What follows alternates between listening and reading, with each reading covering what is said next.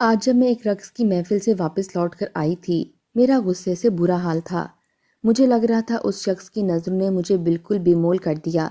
میری قیمت اس کی نظر میں 2 کوڑی کی بھی نہ ہو۔ ایک بار بھی اس نے میرے ہوش اڑا دینے والے حسن کو نظر تک اٹھا کر نہیں دیکھا تھا۔ میں نے سامنے لگے آئینے میں اپنا حسن کا عکس دیکھا۔ میں حسن آرا، حسن کی ملکہ، غلافی آنکھیں، تیکھے نقوش، گوری رنگت، گلاب کی پنکھڑیوں جیسے گلابی ہونٹ، شہد جیسی کھلتی براؤن آنکھیں، کسی شمع کی مانند جلتے دیے جیسی، لمبے گھنے کمر سے بھی گرتے ریشم جیسے بال، لمبی دراز پلکیں۔ سامنے آئینے میں اپنا عکس دیکھ کر میں نے بڑے نخوت سے اپنا ایک آبرو چڑھایا تھا۔ میرا حسن دیکھ کر نوجوان پروانوں کی طرح میرے ارد گرد منڈلانے لگتے تھے۔ میں ایک نظر جس نوجوان پر ڈال کر مسکرا دیتی وہ میرا دیوانہ ہو جاتا۔ میرے حسن کو دیکھ کر میرے دیوانے مجھے کلوپیترا کہتے تھے اور میں خود کو اسی کی طرح کسی سلطنت کی شہزادی سمجھتی تھی۔ اسی حسن نے مجھے اتنا گھمنڈی اور مغرور بنا دیا تھا کہ میں یہ سمجھتی کہ میں کوئی عام سی لڑکی نہیں ہوں۔ میرا حسن عام نہیں بلکہ بہت خاص ہے۔ مرد میرے اشاروں پر ناچتے تھے۔ میں مردوں کو اپنی طرف مائل کرنے کی ہر فن سے واقف تھی۔ چونکہ میں ایک بد کردار عورت تھی اور جسم فروشی کا کام کرتی تھی، اس لیے اپنے حسن کی قیمت اپنی مرضی سے وصول کرتی تھی۔ رئیس اور نواب کی بگڑی اولادیں میرے سامنے نوٹوں کا ڈھیر لگا دیتے۔ میں جسے چھو لیتی وہ پتھر کا ہو جاتا، جس سے ہنس کر بات کرتی وہ سانس لینا بھول جاتا، اور جس کے ساتھ رات گزارتی وہ خود کو خوش نصیب تصور کرتا۔ میرے گھمنڈ کا یہ عالم تھا کہ میں کسی کم شکل نوجوان کو دیکھنا بھی گوارا نہیں کرتی تھی۔ میرے پاس آنے والے مرد دولت مند ہونے کے ساتھ ساتھ وجیہہ بھی ہوتے تھے، مجھ پر ہر وقت مہربان رہتے۔ میں سمجھتی تھی کہ وقت میری مٹھی میں قید ہے، میرا حسن ہمیشہ رہنے والا ہے، میری موز اور جوانی کبھی بڑھاپے میں نہیں بدلے گی۔ تکبر میری رگوں میں خون کی مانند گردش کرتا تھا، میری آنکھیں ہمیشہ غرور سے چور رہتی تھیں۔ لیکن ایک بار میری ایک نوجوان سے ملاقات ہوئی۔ جتنا میرا حسن قابل تعریف تھا اتنی ہی میری آواز بھی بے حد سریلی تھی۔ میں جس محفل میں جاتی اسے لوٹ لینے کا فن جانتی تھی۔ لوگ میری آواز کے دل دادا تھے۔ میں ایک محفل میں گانا گانے گئی۔ شام کا وقت تھا اور وہ محفل رات دیر تک جاری رہنی تھی۔ میری غزل کی محفل میں مرد ہی ہوتے تھے۔ شراب کا دور چل رہا تھا۔ ایک گلاس مجھے بھی کسی نے پیش کیا، لیکن اس میں شاید نشہ ڈالا گیا تھا۔ اسے پینے کے بعد میں غزل پڑھتے پڑھتے اپنی نشست سے اٹھ کر ڈھول کی تھاپ پر جھومنے لگی۔ میرے رقص پر مردوں کی بے اختیاریاں بڑھنے لگی تھیں۔ وہ میرے ساتھ جھوم جھوم کر ناچ رہے تھے۔ کبھی کوئی مجھے اپنے حصار میں لے لیتا تو کبھی کوئی۔ میں باری باری سب کی باہوں میں جھوم رہی تھی۔ میرا چست لباس، گہرے گلے کی فراک، میں اپنے ساتھ ساتھ نہ جانے کتنوں کو مدہوش کر چکی تھی۔ میرے ساتھ کون کیسی کیسی گستاخیاں کر رہا ہے مجھے کوئی پرواہ نہیں تھی، کیونکہ ان سب کی میں عادی ہو چکی تھی۔ میری رات کی رنگینیاں عروج پر تھیں۔ وہاں موجود رئیس، نواب، امیر زادے مجھ پر پیسوں کی برسات کر رہے تھے، اور میں خود اسی نشے میں اور چور ہونے لگی کہ جب کسی نے ہارمونیم اور ڈھول کو بند کروا دیا۔ میں نے خاموش ہو کر نشے سے چور آنکھوں سے پلٹ کر دیکھا تو ایک نوجوان وہاں کھڑا تھا۔ کہنے لگا، کیا ایمان بیچ کھایا ہے تم لوگوں نے؟ اذان کا بھی احترام نہیں ہے۔ شاید وہ وقت عشاء کی اذان کا تھا، لیکن مجھے کہاں اس بات کی پرواہ تھی۔ میرے دل میں گناہ کا کوئی خوف ہی نہیں تھا۔ میں اس وقت ایک نشے میں مدہوش شخص کی باہوں میں مقید تھی۔ میں نے خود کو اس امیر زادے کی باہوں سے آزاد کروایا اور لڑکھڑاتے قدموں سے اس شخص کے پاس گئی جو میرے ہارمونیم والے کے ساتھ بحث کر رہا تھا۔ میں نے بڑی بے باکی سے اس کے کندھے کو اپنے ہاتھ سے پکڑا تو وہ شخص کسی کرنٹ کی مانند پیچھے ہٹا تھا۔ اس نے پلٹ کر بس مجھ پر سرسری سی نظر ڈال کر ہٹا لی اور آنکھیں جھکا لیں۔ پہلی بار نشے میں بھی مجھے حیرت کا جھٹکا لگا تھا۔ یہ کیسا شخص تھا جو مجھے دیکھ کر ایک پل میں ہی نظریں جھکا گیا؟ وہ نوجوان تھا، دیکھنے میں حسین تھا، لیکن اس کے چہرے پر موجود داڑھی اس کے حسن کو مات دے رہی تھی۔ اس کی پیشانی پر سجدے کی گہری سیاہ مہر اس کے چہرے کو بدنما سا کر رہی تھی۔ وہ نوجوان کم عمر تھا، یہی کوئی 22-23 سال کا۔ اس عمر میں تو جذبات عروج پر ہوتے ہیں، مخالف جنس پر نظر بے باک ہو جاتی ہے۔ انسان خود کو سب میں نمایاں رکھنے کے لیے کیا کچھ جتن نہیں کرتا، لیکن یہ نوجوان تو اپنے حسن کا کالا ٹیکا لگائے خود کو کمتر کر چکا تھا، اور اس کے چہرے پر سیاہ داڑھی اور اس کی جھکی نظریں مجھے عجیب سی لگی تھیں۔ وہ وہاں موجود مردوں سے کہہ رہا تھا کہ اس محلے کی مسجد کا امام ہے، عشاء کی اذان دے رہا تھا، لیکن یہاں کے بجتے ڈھول اور ناچ گانوں کی بے ہنگم آوازوں کی وجہ سے وہ جماعت نہیں کروا پا رہا۔ وہ بس یہ کہہ رہا تھا کہ اس وقت ہم لوگ اپنی محفل کو روک لیں تو وہ سکون سے نماز پڑھا دیں۔ بہت سے مردوں نے حامی بھر لی، لیکن میں اس شخص کے بالکل مقابل آن کھڑی ہوئی۔ اسے بولی کہ ایک شرط پر، ہم تمہیں موقع دیں گے، اگر نماز پڑھ کر تم میرا ناچ گانا دیکھنے آؤ۔ یہ سن کر اس کے چہرے پر ناگواری سی چھائی تھی، کم بخت کی نظریں ابھی بھی جھکی ہوئی تھیں۔ میں چاہتی تھی وہ بس ایک بار مجھے دیکھے۔ مجھے یقین تھا کہ وہ مجھے غور سے دیکھے گا تو میرے حسن کا اسیر ہو جائے گا۔ کہنے لگا، عورتوں سے کلام نہیں کرتا میں۔ نظریں اس کی اب بھی جھکی ہوئی تھیں۔ میں نے کہا، میری طرف دیکھ کر بات کرو۔ نہ جانے کیوں اندر ہی اندر میں کچھ بے چین سی ہوئی تھی کہ وہ مجھے دیکھے، مجھے دیکھ کر اپنے ہوش کھو بیٹھے۔ لیکن وہ کہنے لگا، نہیں، آپ میرے لیے نامحرم ہیں، اور نامحرم آگ ہوتی ہے، جلا دیتی ہے، بد نظری ایمان کی حلاوت کو ختم کر دیتی ہے۔ رسول اللہ صلی اللہ علیہ وآلہ وسلم کا ارشاد ہے کہ نگاہ شیطان کے تیروں میں سے ایک تیر ہے۔ جو شخص اس سے اللہ تعالیٰ کے خوف کی وجہ سے بچے تو اللہ تعالیٰ اس کو ایسا نور ایمانی عطا فرماتے ہیں جس کی مٹھاس اور لذت دل میں محسوس کرتا ہے۔ میں نظروں کی چوری کی وجہ سے ایمان کو قربان نہیں کر سکتا۔ یہ کہہ کر وہ وہاں سے نظریں جھکائے چلا گیا۔ اس کی بات مجھے اپنی اہانت لگی تھی۔ خود کو سمجھتا کیا تھا وہ شخص؟ میں نے ہارمونیم والے سے کہا کہ وہ ہارمونیم بجائے، ڈھول والے سے کہا کہ ڈھول اتنا تیز بجائے کہ اس محلے کا کوئی رہائشی نماز ٹھیک سے نہ پڑھ سکے۔ مجھے دیکھنا ہے اس شخص کی نظر میں ایسا کیا ہے جو اسے اتنا ناز ہے اپنی جھکی نظروں پر، اپنے ایمان کی پختگی پر۔ میرے اندر ایک آگ سی تھی جو بھڑک اٹھی تھی۔ شراب کا نشہ اس شخص کی باتوں نے اڑا کر رکھ دیا تھا۔ مجھے اپنے لفظوں پر ذرا افسوس نہیں تھا۔ مسجد شاید 3-4 گھر چھوڑ کر ہی تھی، لیکن اس بار وہاں سے کوئی نہیں آیا۔ رات دیر تک ایسا ہی بے ہنگم شور جاری تھا۔ میں نے اپنی ضد پوری کی، حالانکہ یہ سب کر کے مجھے خوش ہونا چاہیے تھا، لیکن مجھے ایک پل چین نہیں آیا۔ حالانکہ میں آدھی رات محفل رنگین کر کے تھک کر اپنے گھر پہنچی تھی۔ میری آنکھیں نیند سے چور تھیں، تھکاوٹ کا احساس شدت سے ہوا تھا، لیکن اس کے باوجود میں سو نہیں پائی۔ مجھے اس شخص پر اب بھی اتنا غصہ آ رہا تھا۔ میری زندگی میں آنے والا وہ شخص شاید پہلا تھا جس نے مجھے آنکھ بھر کر بھی نہیں دیکھا تھا۔ میری تعریف تو بہت دور کی بات ہے، یہ بات مجھ سے برداشت نہیں ہو رہی تھی۔ میں آئینے کے سامنے سے پیچھے ہٹ کر اپنے بیڈ پر لیٹ گئی۔ مخملی بستر، سکون دہ کمرے کے ماحول کے باوجود میں سو نہیں پائی، اور پورا دن بھی بے چین ہی رہی تھی۔ شام تک میری بے چینی کا یہ عالم تھا کہ میں نے ایک برقع منگوایا اور اسے پہن کر نقاب کر کے میں اس امام کی مسجد میں پہنچ گئی۔ عصر کے بعد کا وقت تھا۔ وہ بچوں سے قرآن پاک کا سبق سن رہا تھا۔ مجھے دیکھ کر یہ سمجھا کہ شاید میں اپنے کسی بچے کو قرآن کی تعلیم دلوانے آئی ہوں۔ وہ مجھے اس کے متعلق پوچھنے لگا۔ میں نے کہا، مجھے آپ سے کچھ مسئلہ پوچھنا ہے، لیکن اکیلے میں۔ حالانکہ میں برقعے نقاب میں تھی، بس میری آنکھیں ہی دکھ رہی تھیں۔ لیکن اس شخص پر میں حیران تھی کہ اس کی نظریں اب بھی جھکی ہوئی تھیں۔ کہنے لگا، اندر مفتی صاحب بیٹھے ہیں، پردے کا بھی انتظام ہے، آپ اپنے مسائل ان سے پوچھ لیں۔ میں نے کہا، میرا مسئلہ آپ ہیں، اس لیے بات بھی آپ ہی سے کرنا چاہتی ہوں۔ میری بات ہی ایسی تھی کہ اس نے ایک نظر برجستہ مجھ پر ڈالی، پھر جھکا لی۔ کہنے لگا، محترمہ، میں آپ کو جانتا نہیں ہوں۔ میں نے کہا، میں وہی ہوں جو کل ایک گھر میں ناچ گانا کر رہی تھی۔ یہ سن کر اس کے چہرے پر ناگواری سی آ گئی۔ یہ دیکھ کر میرے سینے میں سلگتی آگ کو گویا کسی نے بھڑکا دیا ہو۔ مجھے دیکھ کر آج تک کسی کے چہرے پر ایسے ناگوار تاثرات نہیں آئے تھے جیسے وہ مجھے دے رہا تھا۔ میں تو حسن کی دیوی تھی جس کی مرد پوجا کرتے تھے، اور ایک یہ تھا کہ ایسی شکل بنانے لگا جیسے میں بدصورت ہوں۔ بڑے روکھے لہجے میں کہنے لگا، جی فرمائیے۔ میں نے کہا، مجھے تم سے محبت ہو گئی ہے۔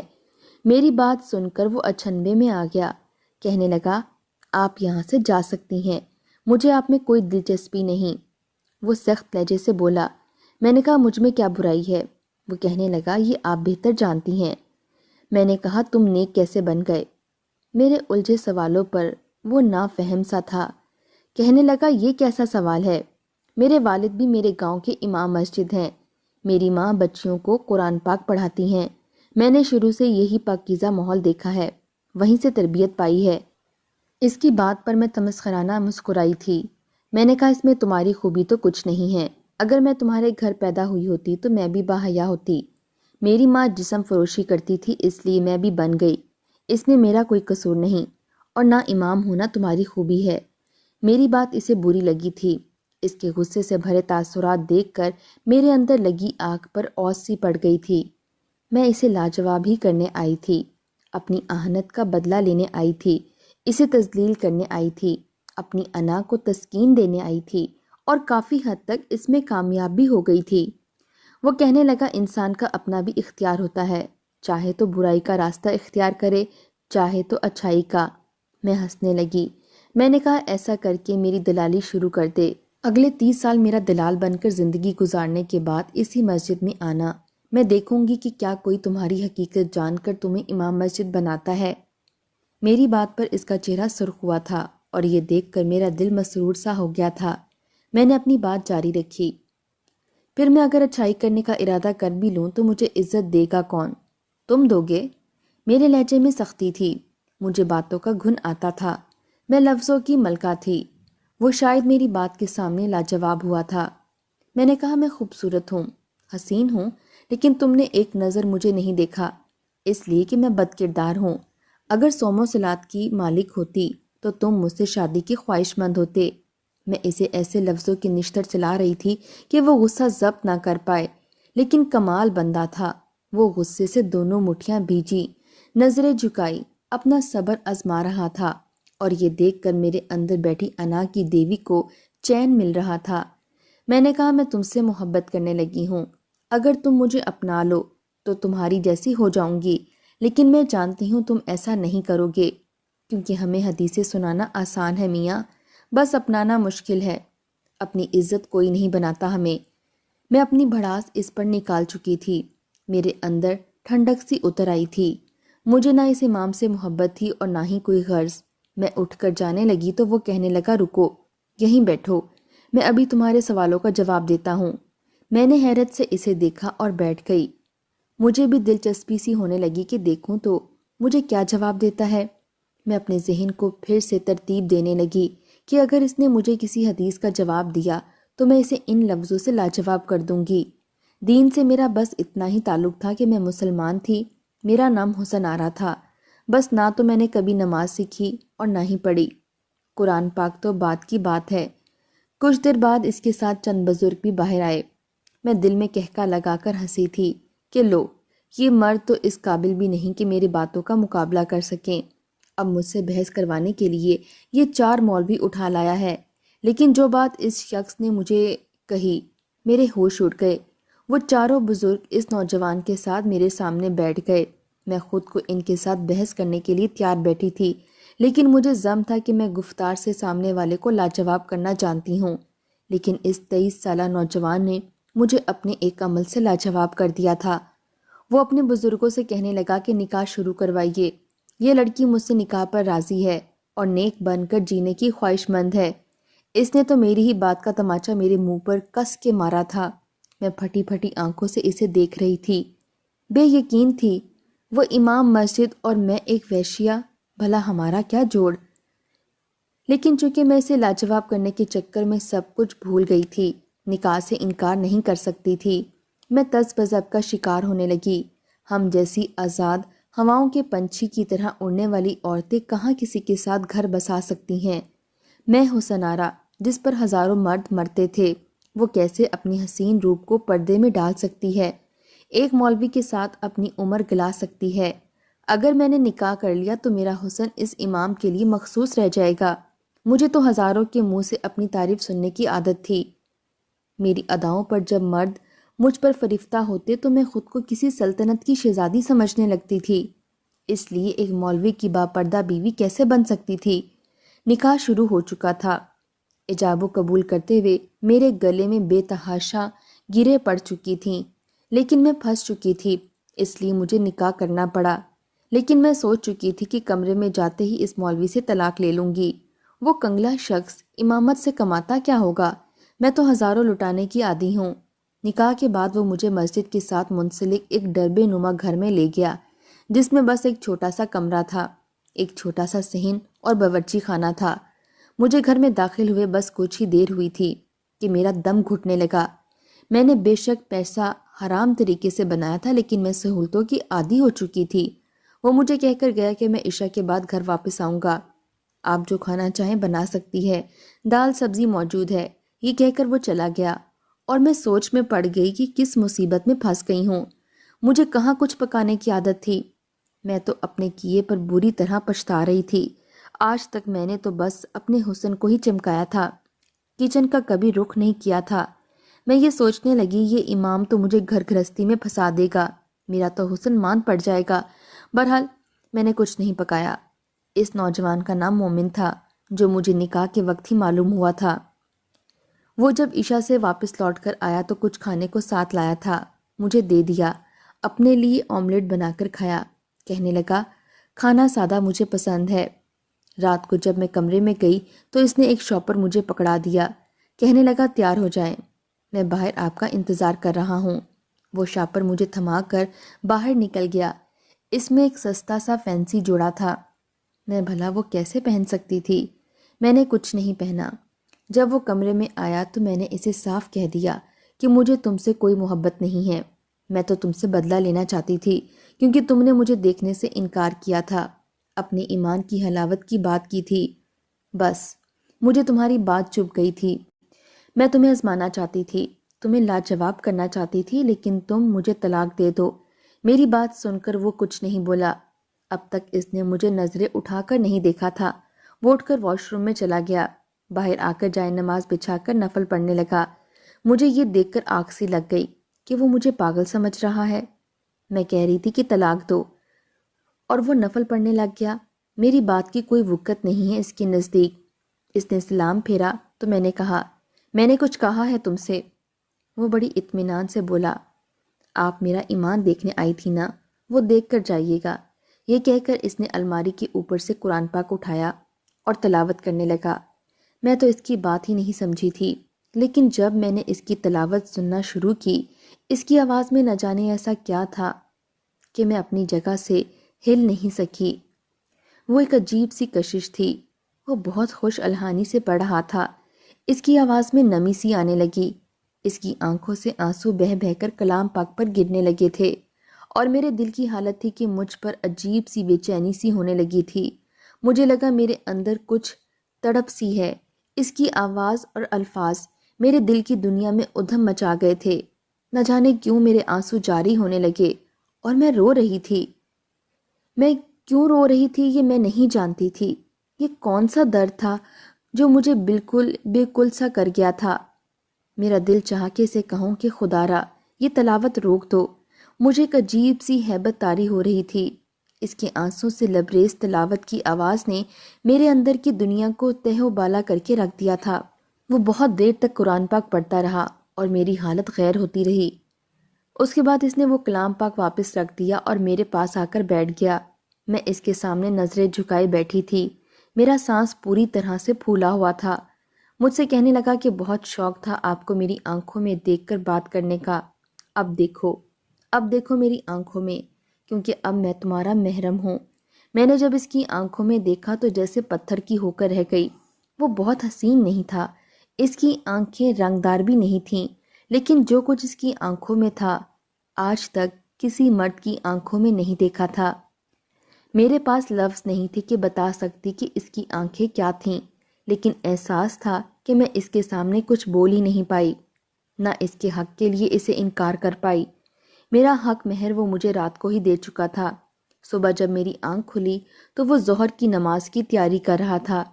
رات کو بھلا کر میں نے اسے پھر طلاق کا مطالبہ کیا کہنے لگا آپ جب چاہیں یہاں سے جا سکتی ہیں، 1 ماہ کا وقت ہے آپ کے پاس، چاہیں تو آپ واپس آ جائیے گا ورنہ میں آپ کو طلاق دے دوں گا۔ میں نے کہا تمہیں برا نہیں لگے گا کہ تمہاری بیوی ہوتے ہوئے میں بد کرداری کروں گی تو؟ مجھے اس شخص کی عقل پر حیرت ہوئی۔ کہنے لگا مجھے اپنے رب پر بھروسہ ہے، آپ جائیں۔ یہ کیسا بھروسہ تھا؟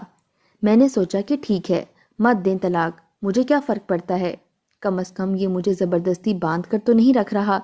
میں واپس اپنے گھر آ گئی۔ رات کو میں محفل پر جانے کے لیے تیار ہو گئی تھی، لیکن مجھے پھر بھی آئینے کے سامنے اپنا آپ بے وقت سا لگ رہا تھا، جیسے میرا حسین چہرہ ویسے نہیں رہا تھا۔ میرے دل کی عجیب حالت تھی۔ میں جب محفل میں گئی سب کی نظریں مجھ پر تھیں، ہر بار ہوتی تھیں۔ یہ وہی ہوس شدہ نگاہیں تھیں جس کی میں عادی تھی، جو مجھے اچھی لگتی تھیں، لیکن آج کسی خنجر کی مانند چبھ رہی تھیں۔ میں غزل گانے لگی تو پھر جیسے ہونٹ سل گئے ہوں۔ میرے کانوں میں ہارمونیم اور ڈھول کی آواز کی بجائے مومن کی تلاوت سنائی دینے لگی۔ میرے دل کی حالت غیر سی ہونے لگی۔ مجھے لگ رہا تھا کہ وہ تلاوت کر رہا ہے، رو رہا ہے، اس کی آنکھیں مجھے اپنے سامنے دکھائی دینے لگیں۔ میرا دل بے تاب سا ہونے لگا۔ مجھے لگا وہ محفل خالی ہو چکی ہے، وہاں میرے اور مومن کے علاوہ اور کوئی نہیں۔ میں وہاں سے اٹھ کھڑی ہوئی کہ واپس چلی جاؤں، لیکن میرے کسی مداح نے مجھے اپنی باہوں میں بھر لیا۔ کہنے لگا بہت خوبصورت لگ رہی ہو۔ پہلی بار مجھے لگا کسی نے مجھے آگ میں جھونک دیا ہو۔ میں کرنٹ کی مانند اس شخص سے پیچھے ہٹی، اس کے منہ پر بے اختیار تھپڑ مار ڈالا۔ خبردار جو مجھے چھوا بھی۔ میں بھاگتی ہوئی اس محفل سے نکلی تھی۔ گھر پہنچی تو اپنے رویے پر حیران تھی۔ اس وقت مغرب کی اذان ہو رہی تھی۔ اللہ اکبر کی آواز سن کر مجھ پر بدحواسی چھانے لگی۔ میں نے پہلی بار وضو کیا تھا۔ نماز پڑھنے نہیں آتی تھی، لیکن پردوزانے بیٹھ گئی۔ پہلی بار رب کے سامنے رو رہی تھی۔ اپنا ایک ایک گناہ یاد آنے لگا۔ میرے دل پر میرا اختیار نہیں رہا تھا۔ میری کیفیت بدل چکی تھی۔ میں نے محفلوں میں جانا چھوڑ دیا، خود پر چادر اوڑھ لی۔ میرے مداح میرے گھر آ کر مجھ سے سب کچھ چھوڑ دینے کی وجہ پوچھتے، میرے پاس کوئی جواب ہی نہیں تھا۔ میرے کان جس کلام پاک کو سن چکے تھے، اب ان کانوں کو کچھ بھی سننا اچھا نہیں لگتا تھا۔ مومن کی آواز میں جو درد تھا، جو محبت تھی اپنے رب کے لیے، وہ اس کی آواز میں کچھ ایسا درد تھا جو سننے والوں کے دلوں پر اثر کرتی تھی۔ میری زندگی بدل کر رہ گئی تھی۔ 1 مہینہ پورا نہیں گزرا تھا کہ واپس مومن کے پاس آ گئی۔ وہ اب بھی کلام پاک پڑھ رہا تھا، لیکن اب یہ آواز میرے دل کو سکون بخش رہی تھی۔ وہ بھی رو رہا تھا۔ جب اس نے کلام پاک بند کیا، میں اس کے پیروں کے پاس بیٹھی تھی۔ مجھے دیکھ کر اس نے مجھے بازو سے پکڑ کر اپنے پاس بٹھایا۔ میں نے کہا، میں نے سب گناہ چھوڑ دیے ہیں، مجھے تمہارے ساتھ ویسے ہی زندگی گزارنی ہے جس سے مجھے سکون ہو جائے۔ مجھے گناہوں سے نفرت ہونے لگی ہے۔ میرا دل کسی طور سکون میں نہیں ہے۔ مجھے ہر وقت تمہاری تلاوت سنائی دیتی ہے۔ وہ مسکرانے لگا، کہنے لگا مجھے یقین تھا کہ آپ واپس آ جائیں گی۔ یہ بھی یقین تھا کہ میرے علاوہ آپ کو اب کوئی چھو نہیں سکتا۔ مجھے مومن کی یہ بات بہت عجیب سی لگی، کیونکہ یہ بات تو میں نے اسے نہیں بتائی تھی۔ پھر اسے کیسے معلوم ہوئی؟ میں نے کہا تمہیں اتنا یقین کیوں تھا؟ وہ کہنے لگا، جب میں نے آج تک کسی غیر محرم کی طرف نظر اٹھا کر نہیں دیکھا تو کیسے ممکن تھا کہ کوئی میری بیوی کے ساتھ غلط کر جاتا؟ پھر نکاح میں اللہ نے طاقت ہی ایسی رکھی ہے۔ مجھے معلوم تھا آپ واپس آ جائیں گی۔ میں یہ سوچ رہی تھی کہ میں تو ایک بد کردار سی عورت تھی، میرا کوئی عمل اچھا نہیں تھا، پھر میرے رب نے مجھے مومن جیسا ساتھی کیسے دے دیا، مجھے ہدایت کیسے دے دی۔ مجھے اپنے پیارے اللہ پر بڑی شدت سے پیار آیا تھا۔ وہ اپنے نافرمان بندوں کو بھی نہیں بھولتا، انہیں سدھارنے کا ایک موقع ضرور دیتا ہے۔ میں آج ایک باپردہ عورت ہوں، بچیوں کو کلام پاک پڑھاتی ہوں، اور جب یہ سوچتی ہوں کہ میرا ماضی کیا تھا تو میرے سجدے طویل ہو جاتے ہیں۔ میرے آنسو اس پروردگار کے سامنے تسلسل سے بہنے لگتے ہیں۔ میں اس کا جتنا شکر کروں وہ کم ہے کہ اس نے مجھے ہدایت دے دی۔